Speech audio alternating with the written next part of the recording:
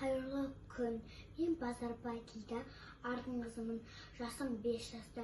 Бүгін мен сіздерге сүт өнімдері туралы айтпақпын. Сүт өнімдеріне бізден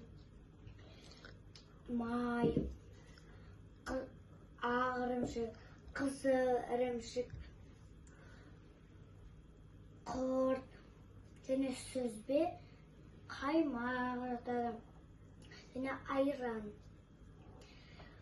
Сүтті бір жағынан қазақ халқы ақ деп атаған.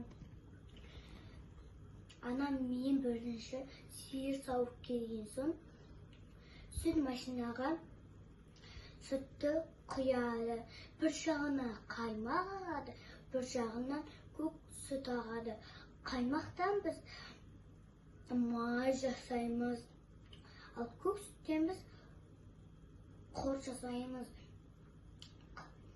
Және қызыл ірімшік пен ақ ірімшік жасаймыз. Және айран. Айранды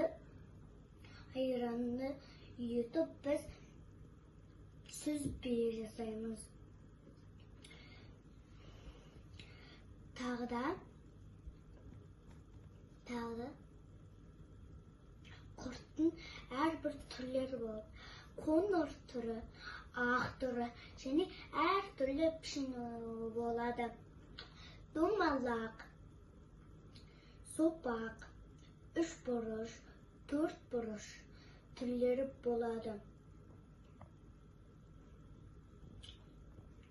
Сүтті көп ішіп жүріңіздер, көп ішіңіздер. Сүйектеріне қатаяды.